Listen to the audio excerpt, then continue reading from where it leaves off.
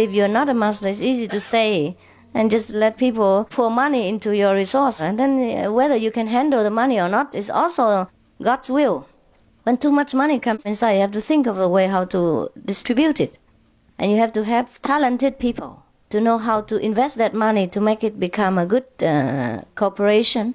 And that's difficult to find experts. So even if it's a small amount of money, it's easier to handle. And you can see where you can help.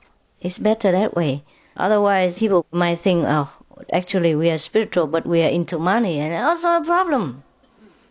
Really, when you come to money, the world people will scrutinize you. They will point all the, weapons at you and wait. And it's also dangerous. After the masters die, suppose the master is enlightened and guides this operation. If the master, something happens to him or her and they die, and the disciples are left behind, weak and persuaded and influenced by other worldly people who only want money and fame, or by those who are not initiated but want to be initiated just to be in the management of the money. You never know. You cannot control all. And now you see the complication. That's why many of the masters, up to now I know, don't want to do anything with money investment. You found it. You go and have a look. The true master, most masters who teach the Kuan Yin method are not into money or investment business at all. If a disciple willingly or just naturally without asking give money sometimes, then they use it for propagating the teaching or to help the poor people, not investing. Very difficult to do that. But the disciple can invest. Yeah, but you cannot ask them to put all money into one bank and one group control it. Oh, we'll be in trouble. And if too many people control it, we are in trouble too. Because each one doesn't agree with each other about what project. And each one wants to have the power. Yes. And in such an adventure, we cannot avoid using the non-initiated also to run businesses. And then we will run into trouble with different ideas. And they will blame us for not being tolerant or not letting them do business. And then there will be more trouble and hatred and no end to it, no end to it. That's why you see even the Buddhas, Lord Jesus, they condemn money. Not because they don't know the value of money when it comes to helping the poor, but they're afraid of this complication. Even me, I work. Everybody knows that. And I use this private money most of the time to help the people. And I don't ask money from you ever. Except when you voluntarily do it in some disaster time. Then we have account everything clearly with receipt and with the place where we sent it. And the people who received it, everything signed and stamped. So that you can find out whether it's true, whether we have sent it there. Even though the money you put in is so little compared to what I put out. Still people accuse me of taking money. And from the refugees. So I told them the refugees are so rich, everybody knows. That's why I have to take money from them. I have nowhere else to take the money from. Do you know how dangerous it is? So, even if the idea is perfect, but the word is not perfect, we can't have a perfect idea in this imperfect world to carry out. That's the problem. I understand, I agree with you completely that we should not have a private enterprise. We should have a world government, a world spiritual leadership. Yeah? And we can even select one to be a world spiritual leader. Even if all equal master, but you can select one also. Yeah? And work together, fine. But it's very difficult to control all this. Huh? Even they tell me that I take money from the people. And you know how I live. I live in a tent. I don't have a private house. I don't have anything. All the money is in public use and account. I don't run money into my hand. I have never ever signed a check privately or by my hand. I haven't even signed any check for my own use. Never ever yet. Everything done through a public account and organization. Even then, I earn money. And they still think I have to need more money. What, to buy 10 more tents for me or what? Or to buy a bigger tent, perhaps. Or more fancy tents. Yeah. Please. I have a request. Have you read the book called Celestine Prophecy? I assume you probably haven't. I haven't, yes. Okay, this is cutting out on me. I would request that you would read it. What for?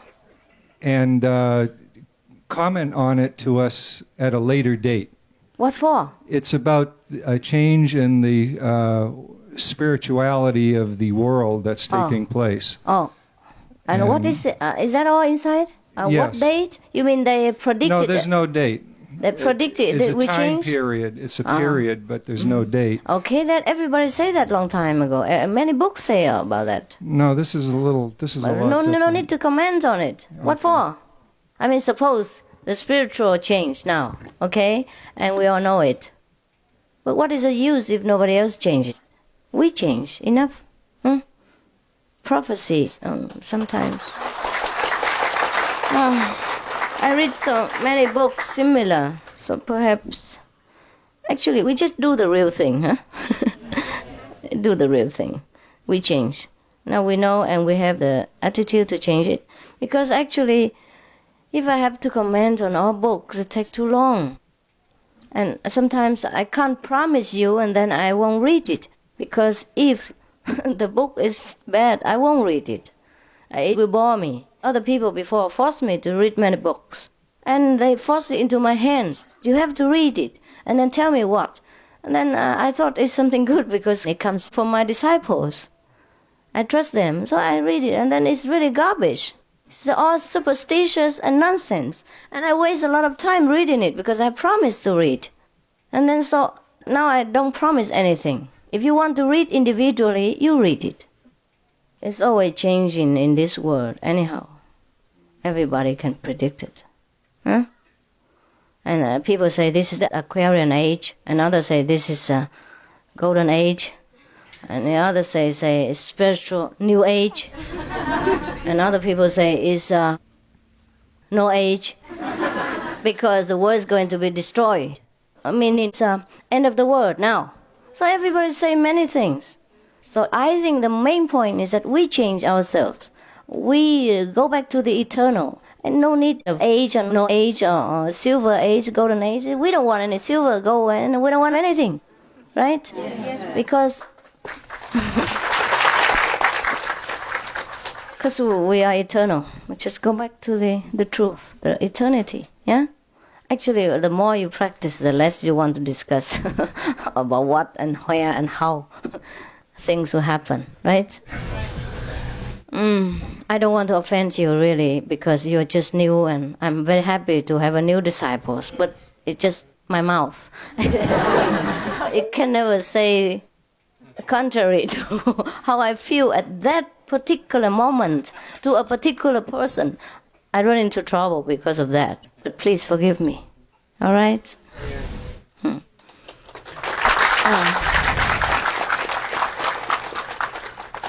And often after some time, after some months or some weeks or maybe some days, you realize that what I say to you today is exactly just for you, exactly good for you. And probably you'll come and thank me, but today probably you don't like it. Take your time. It's often happened to other disciples all the time. Sometimes they're angry with me because I say too straight and not in a polite way and not a sweet way, not the kind of diplomatic way. But 3 days or 3 months later, they come and thank me. Say, "Oh, Master, I know why you say that. Now it's good for me. Thank you very much." I should charge money every time, but I forgot. So if you want to thank me, don't bother. I might charge money this time because I will remember. Any more questions? Yes, please. Yes, I'm thinking if the situation with the Vietnamese refugees, and I noticed that I think you said that maybe 20 countries, it's been very difficult for them to be accepted. They have also pressure from other countries, from the countries who are in the pact. Because they always work together, they can't work alone. Okay. Sometimes they accept it already, and then suddenly they change their policy. Yeah. So my question is, what would be the ideal circumstances in a country that would make it most effective for the refugees to be able to go in and actually adjust to that situation and benefit from it? What would be the ideal conditions and circumstances? Actually, they are very desperate now. Any country will do. And they say they will go anywhere. I have asked once in the Philippines. But anyhow, nevertheless, before, if any country accepts them at all, I would tell them first. I would ask them, if the government let me come in and say, this country, such and such condition, would you like to go there? Then we help you, we'll finance you to go. So also we need the permission and agreement of the Vietnamese refugees. But only if I can get the answer first and the definite, then I can ask them. I cannot ask them now and raise in their high hopes, and then later they're more disappointed. I rarely dare tell them in advance. I'm just waiting until truly there is a country and there's agreement between Hong Kong, British, or between that and that country, definitely taking place in black and white, everything done. Then I would dare to tell them, and then I'm sure some will come, if not all.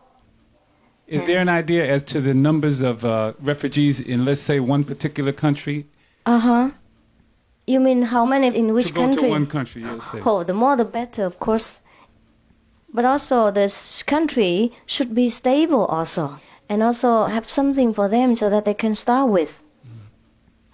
No good if I take them into a very remote area somewhere and with no facility whatsoever for them so they can work and they can develop. They will be a burden to the country if they couldn't, even if I help with money but nothing to develop with. For example, if it's very remote somewhere and even ship cannot come in and there's no harbor for ship yet, if I bring them there and they have no food, no water, even if I have the money, I have no means to develop with. You can't bring equipment into those places and you have no electricity to make a factory for them to work in. Then of course, this is not very ideal, I think. What do you think? It's true. Yes, huh? It would be like put them in one and come to another and burden in that country. Yes? Right. So it would be necessary to arrange with the government to find a place in the country where there's some kind of development so that when they go in, they can become a part of the development. They no need to develop very highly, but at least as some basics. Like there's a good road, we can bring equipment in and to make it ourselves. Or some electricity or some equipment so that we can start to do the work or to build the house even. In some places, you can't even go in with ship because there's no harbor. No harbor existed. And then first you have to build a harbor. It costs hundreds of thousands of dollars, sometimes millions of dollars. And then you wait until the harbor is finished, which is maybe 1 year or 2 years. And then to take the Vietnamese in. It is not practical. And then have to build electricity first. It costs also millions of dollars. And in a long, long time with the total bureaucracy. And then meanwhile the Vietnamese die. They won't die. Yes, you're right. They will die. No, they won't. No, waiting too long. Yeah, no, because they will push them out of the country and they commit suicide. Because they will think that in Hong Kong now, it says that it's news for me now. They say maybe they will not commit suicide on 30th April, but any forced repatriation will spark committing suicide. So this is a kind of dying the same. Oh, so very difficult for me. Yes. Sir, you understand? You understand me? I feel very pitiful. And I told you yesterday, but there was a press conference you were not in, so you don't know.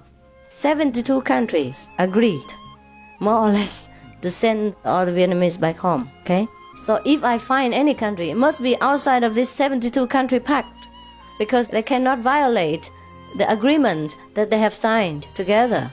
Even Canada